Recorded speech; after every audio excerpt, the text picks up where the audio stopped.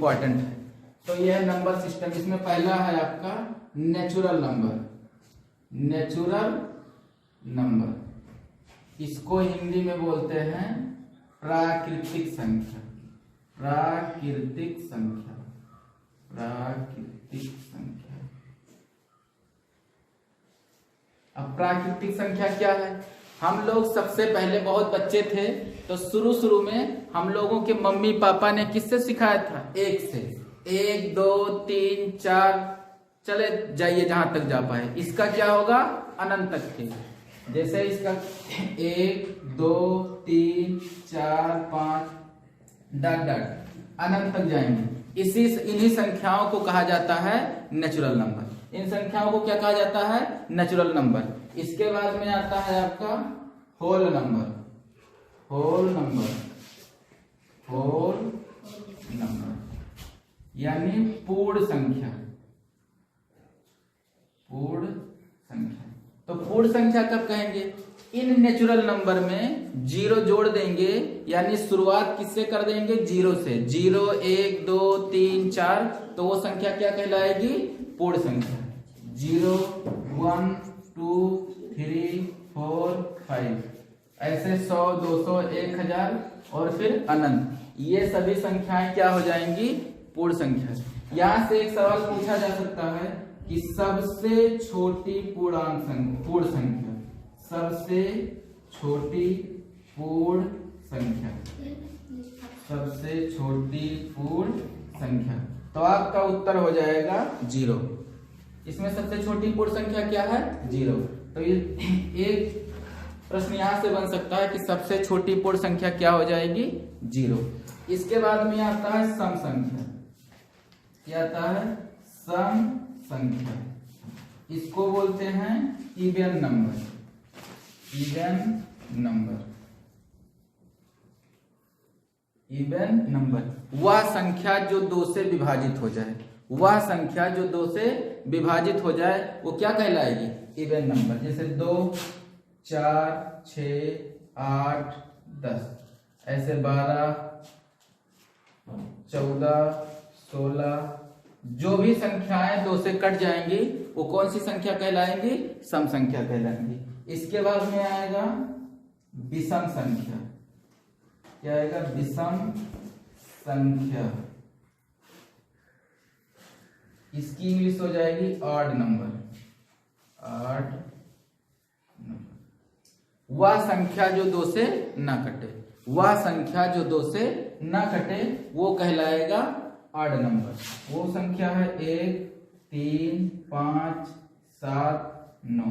ये सभी संख्याएं जो हैं ये कौन सी संख्या हो जाएंगी? विषम संख्या। यह हो जाएगा ऑड नंबर। तो 4 चीज पता चला। नेचुरल नंबर जो हम शुरू से पढ़ते चले आ रहे हैं 1 2 3 4 कि कोई 0 से शुरुआत करता नहीं। सभी लोग जब भी पढ़ाते हैं शुरू से तो 1 2 3 से वो सभी नंबर क्या कहलाएंगे? नेचुरल नंबर या प्राकृतिक संख्या। इसके बाद में है होल नंबर यानी पूर्ण संख्या। इन प्राकृतिक संख्या में 0 ऐड कर देंगे, यानी 0 से शुरुआत कर देंगे तो वो संख्या हो जाएगी आपकी पूर्ण संख्या। इसमें एक प्रश्न बन सकता है कि सबसे छोटी पूर्ण संख्या, सबसे छोटी पूर्ण संख्या क्या हो जाएगी? 0 हो जाएगी। फिर आएगा आपका सम संख्या। क्या आ जाएगा? सम संख्या। वह संख्या जो 2 से विभाजित हो जाए। वह संख्या जो 2 से विभाजित हो जाए क्या कहलाएगा? सम संख्या। उसका एग्जांपल है 2 4 6। ये 2 से काटेंगे या विभाजित करेंगे तो विभाजित हो जाएगा। फिर आपका आता है विषम संख्या यानी ऑड नंबर। ये सभी संख्याएं जो हैं ये 2 से नहीं कटेंगी, ये कहलाएंगी आपकी विषम संख्या। अब आपको बताना है अभाज्य संख्या और भाज्य संख्या।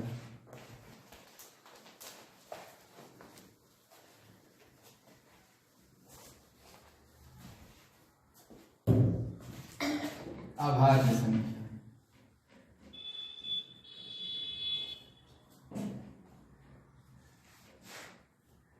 अभाज्य संख्या उसे कहेंगे जिसका गुणनखंड 2 हो।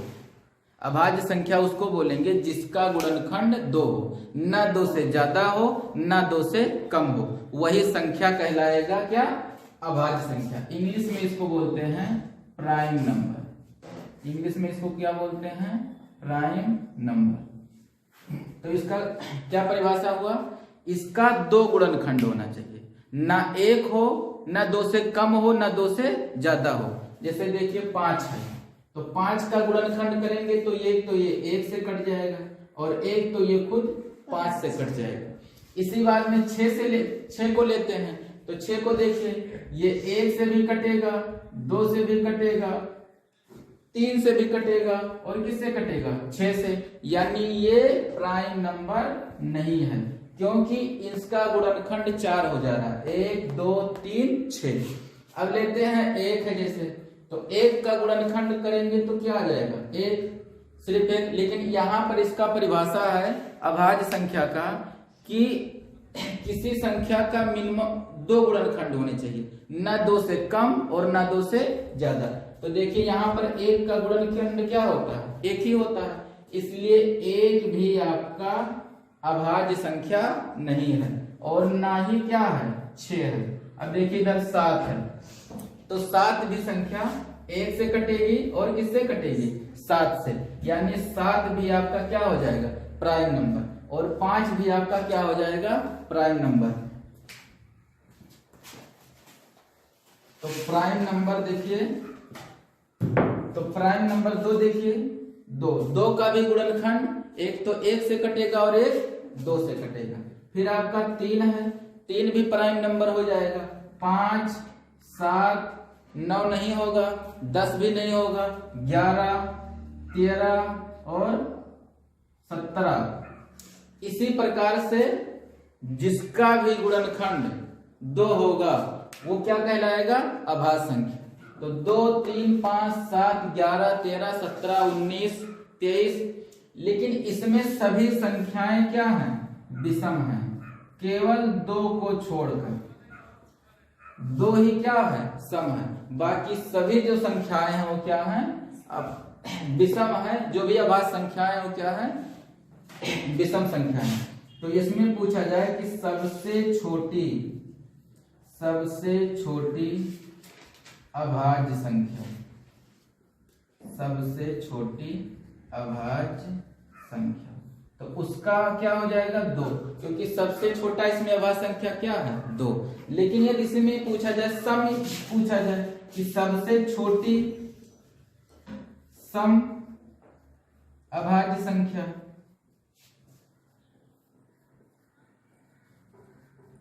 तो वो भी आपका 2 हो जाएगा। लेकिन यदि आपसे पूछा जाए सबसे छोटी विषम अभाज्य संख्या, यदि इसमें पूछता है कि सबसे छोटी विषम अभाज्य संख्या, तो छोटा तो 2 है, लेकिन ये क्या है? सम है, तो ये क्या हो जाएगा? 3। तो इसका उत्तर क्या हो जाएगा? 3। ये सभी जो है ये क्या है? इंपॉर्टेंट है। आप लोग तैयारी कर रहे हैं छात्रवृत्ति परीक्षा की, विद्या ज्ञान की, तो इसमें से कोई ना कोई सवाल पूछा जा सकता है। ऐसा नहीं कि यही आएगा, लेकिन कोई ना कोई सवाल इसमें पूछा जा सकता है।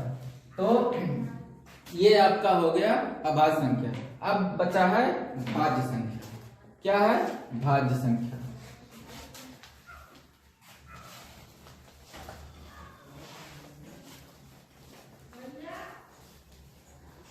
भाज्य संख्या,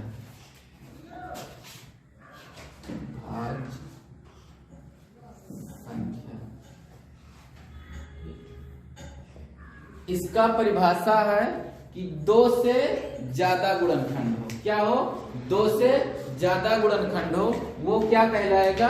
भाज्य संख्या। इंग्लिश में कंपोजाइट नंबर बोलते हैं, कंपोजाइट नंबर। ठीक है, तो इसमें क्या गुणनखंड होना चाहिए? 2 से अधिक। यदि 2 होगा तो क्या हो जाएगा? अभाज्य संख्या। लेकिन 2 से ज्यादा होगा तो क्या कहलाएगा? भाज्य संख्या। जैसे देखिए 4 है, तो 4 के कितने गुणनखंड होंगे? 1 का तो गुणनखंड 1 होता है, 2 का गुणनखंड 2 होता है, 1 से कटेगा और 2 से कटेगा। 3 का भी वही है, 3 भी 1 से कटेगा और 3 से कटेगा। तो ये तो 1 है, तो ना तो ये तो भाज्य होगा ना अभाज्य होगा। लेकिन 2 3 है, ये भी क्या हो जाएगा? इसके गुणनखंड 2 है, तो ये संख्या हो जाएगी अभाज्य संख्या। और 4 के गुणनखंड देखिए, तो 4 कटेगा 1 से, फिर कटेगा 2 से, और किससे कट जाएगा? 4 से। तो 4 कौन सी संख्या हो जाएगी? भाज्य संख्या।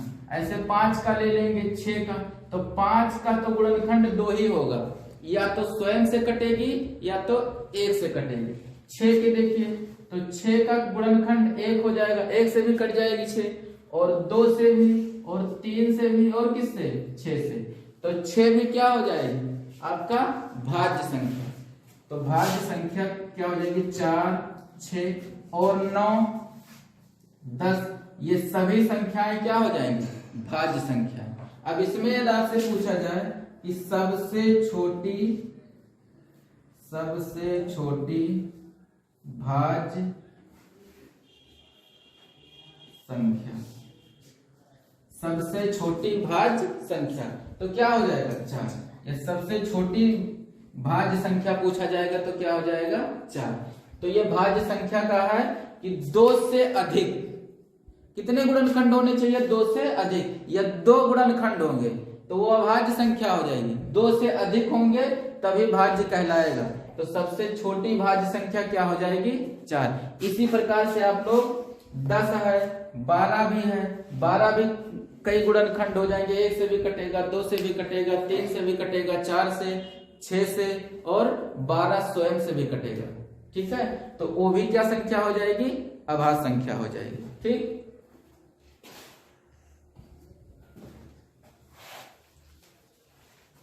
अब है पूर्ण वर्ग संख्या।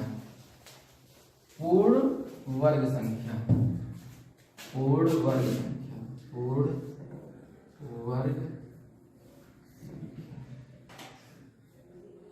पूर्ण वर्ग संख्या यानी उस संख्या का क्या लिखा हो? वर्ग लिखा हो। 1 का वर्ग 1, 2 का वर्ग 4, 3 का वर्ग 9, और 4 का वर्ग 16, 5 का वर्ग 25।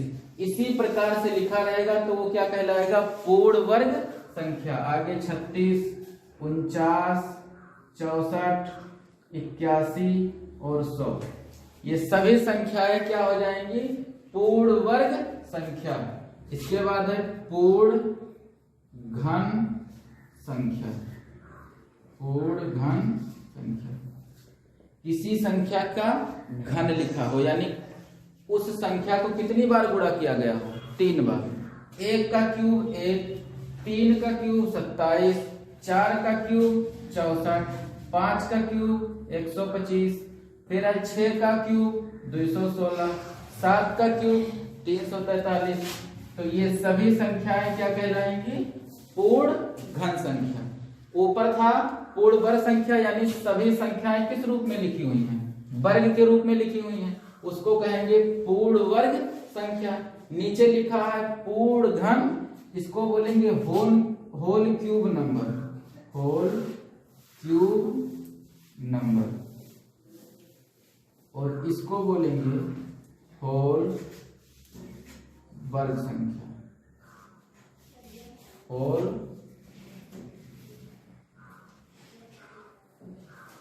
वर्ग, होल स्क्वायर नंबर,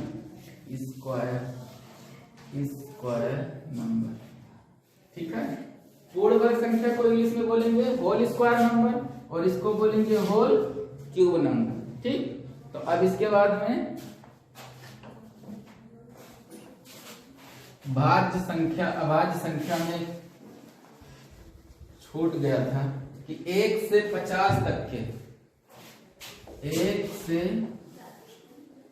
लेकर 50 तक, 1 से लेकर 50 तक कितनी अभाज्य संख्याएं होंगी?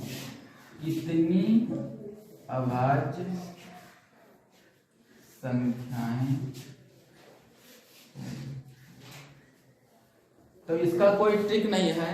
तो देखिए 1 से लेकर 50 तक 1 होगा? नहीं होगा। कितना होगा? 2 होगा, 3 होगा, 5, 7, 11, 13, 17, 19, 23, 29, 31, 37, 41, 40, 47, ये सभी संख्याएं क्या हो जाएगी अभाज्य संख्या। तो 1 2 3 4 5 6 7 8 9 10 11 12 13 14 15 होती हैं। 13 17 19 23 29 31 हाँ 43 होगा इसमें, 43 और 47, यानी कुल मिलाकर कितनी अभाज्य संख्याएं होती हैं 15। इसको आपको याद करना पड़ेगा। पूछा जा सकता है कि 1 से लेकर 50 तक कितनी अभाज्य संख्याएं होंगी, तो 15 होगा। एक सवाल इसमें और बन सकता है कि 50 से लेकर 100 के बीच कितनी अभाज्य संख्याएं होती हैं, कितनी अभाज्य संख्याएं होती हैं।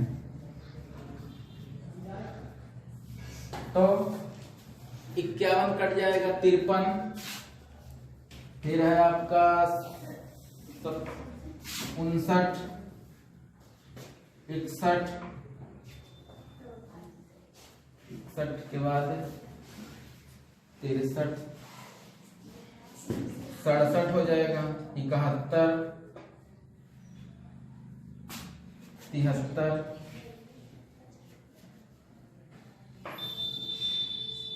79, 53,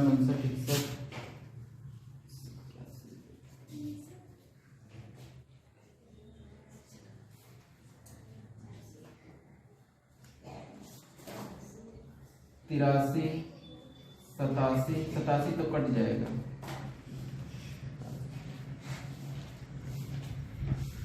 10 होती है, 2 3 4 5 6 7 8 2 बचे, 8 9 और 91 92